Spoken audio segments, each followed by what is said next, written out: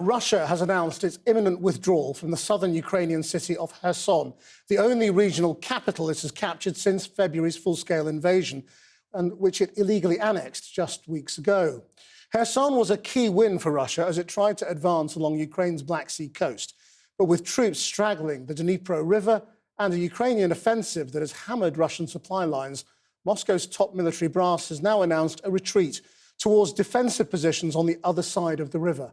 Our Foreign Affairs correspondent, Porrick O'Brien, is in southern Ukraine. Porrick.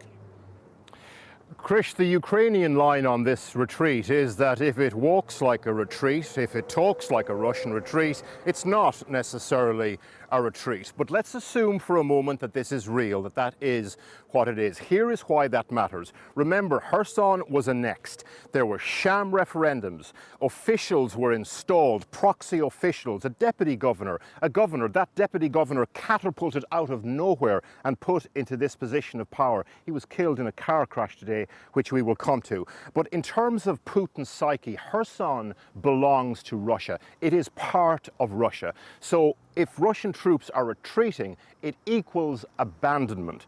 And nothing pains a strong man as much as a sign of weakness. By the way, Putin was not the face of the announcement of retreat today.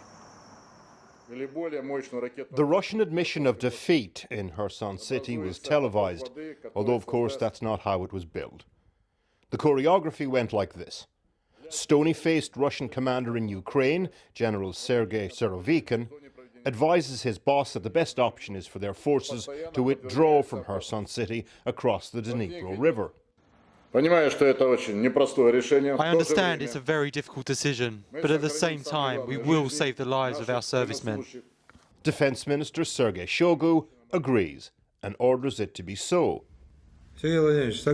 Surovikin, I agree with your conclusions and your offers. Let's start the troop withdrawal and please take all measures needed to provide for the secure movement of servicemen, equipment and vehicles across the Dnipro River. It was framed in terms of protecting civilians and preserving Russian forces.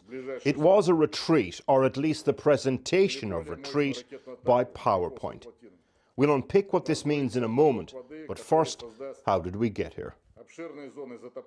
Kherson city was taken by the Russians quickly at the beginning of the war. Cue anti-Russian demonstrations on the streets. But then fast forward to last month. The Ukrainian advance has slowly fermented to the north and east of the city. Then proxy Russian officials there started calling for residents to evacuate. Last week, the offices of the puppet administration were abandoned, as were military bases. Jubilation on this bus as it passes a checkpoint emptied of Russian soldiers. The Ukrainians remain skeptical, though. They believe the Russians are trying to draw them into the city and then frame them for destroying it and killing civilians.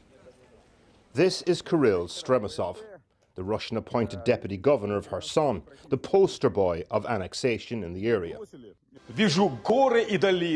Here he is performing a bizarre online ode to the Russification of the world recently. Last week he filmed himself, car full of belongings leaving Kherson, but telling others not to panic.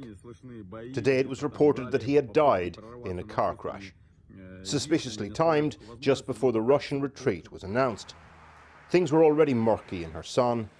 They've just gotten murkier.